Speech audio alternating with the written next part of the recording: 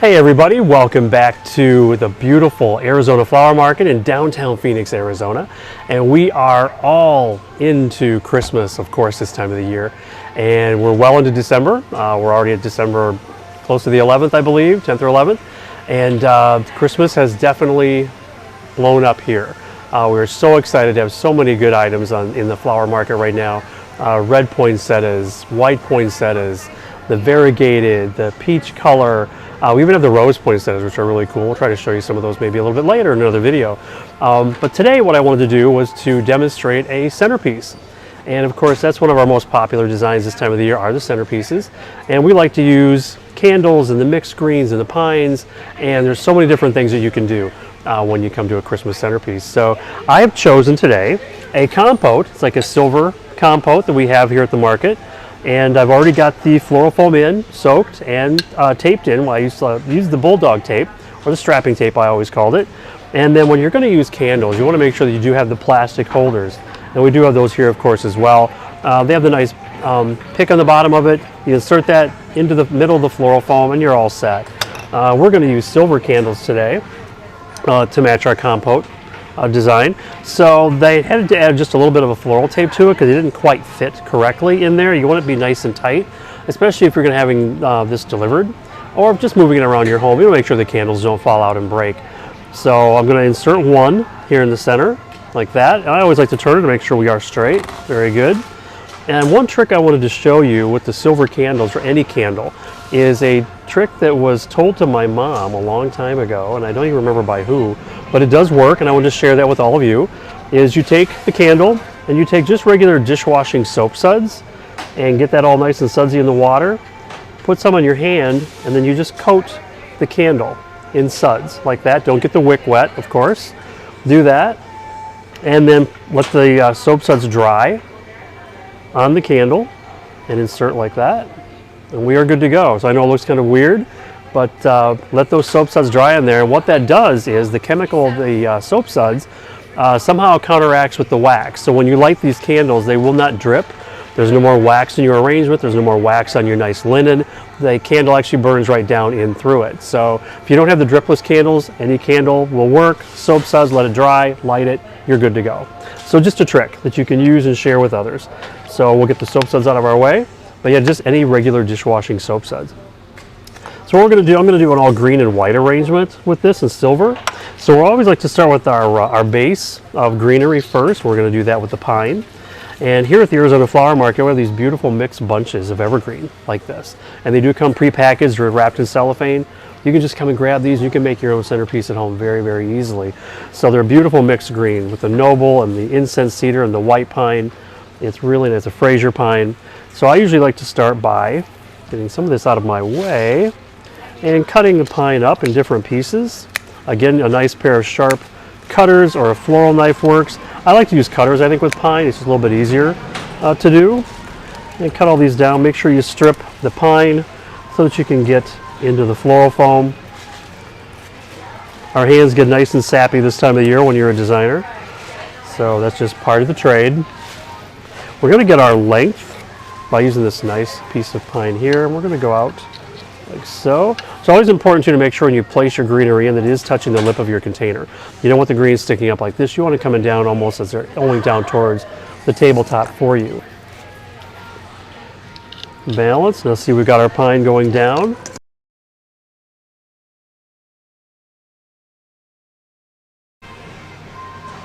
All the way around, as the centerpiece is always all the way around.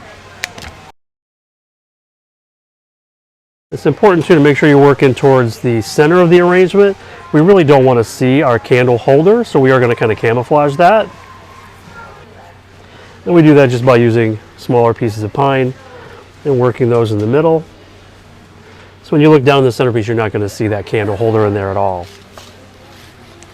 Now we're going to put some cedar in here. I just love all the different textures of the pine this time of the year. Of course, the fragrance is amazing.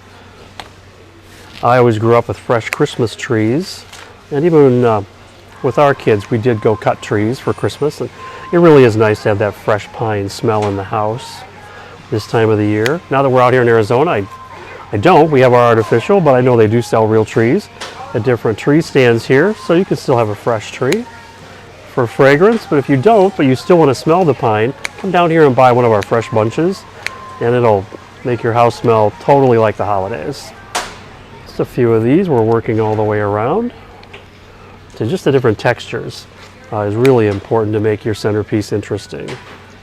And we're ready to move on to our next one, which is just a little bit of the white pine.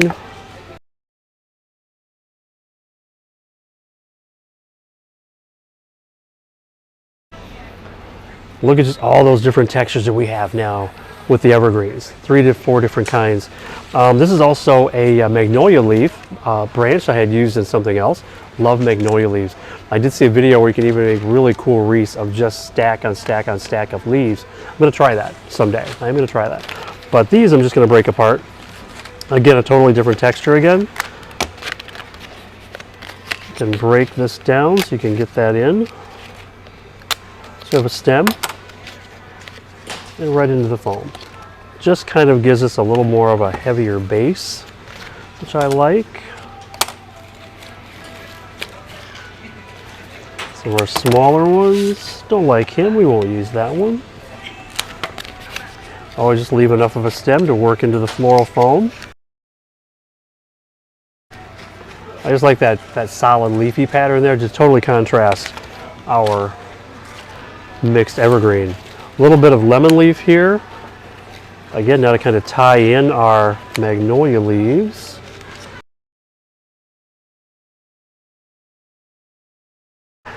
All the different foliages are so important to get your really overall design going. Turn this around so you can see this view. Now we have some ornaments, Christmas ornaments. I love the silver. Again, we're picking up the candles in the container. These I've just put on wooden cowie picks. We're going to work those right in. Next, I'm going to use the green.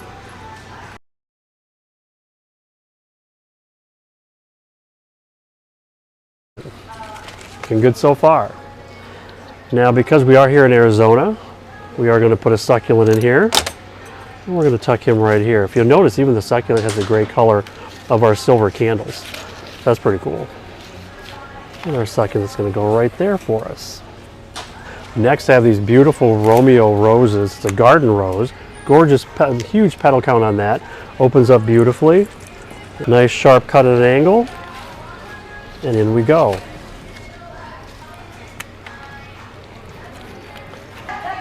So 1, 2, 3, 4, 5 roses tucked in so far. Now if you're going to use a fleshy stem like a tulip or ranunculus, it's time to put those in. Because the more we are inserting into our foam, it's going to be a little more difficult to get the fleshy stems in there. So this is just a nice white tulip. Who says you can't have springtime in the winter? So we're going to insert some tulips in here. Again, nice, fresh, sharp cut, taking off the excess foliage. Notice how I just do peel the floral leaf off and then work it right in like that. The white ranunculus. Almost looks like a rose, has that same look to it. But again, a very fleshy stem, so if you're going to work those in, you need to do it now. You could have even done it a little bit sooner, but there's still enough room that I can insert these in without any difficulty of breaking the stems. Again, just all the different textures. This is a much softer petal than our rose, but again, very similar in look for that. So there's our tulips, our ranunculus, some white roses with our ornaments and our mixed evergreen. You turn this around so you can see all the sides. But let's even have a little bit more fun with texture. This is called scabiosa. Really delicate white flower. It comes in this protective sleeve and shipping, but we don't need that, so we'll just cut that part off. But I like to work a few things up. Actually, let's go down this way. This stem is sturdy enough, it goes in the floral foam very easily. Let's work our way up.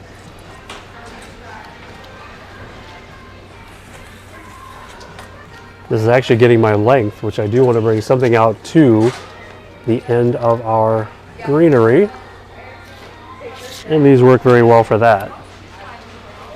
Going in right above the lip of the container and right into the foam. Very good. Now you can see the width is accentuated there. Just a little bit of our Queen Anne's lace. Dill. Again, I'm a big texture guy, so let's tuck some of that in. This is one of those centerpieces where you really want to look up into the design and see everything that we have going on in there. Just all these really cool flowers and product that we have available here at the market. One other fun item I wanted to show you that we have here is we do get a lot of tinted greens and dyed foliages and flowers in this time of the year. These are called uke nuts or uke berries, and they've already done the honor of spraying these silver, but these are really cool. And you could add these to centerpieces, door pieces, wreaths, all kinds of fun things you can do with that.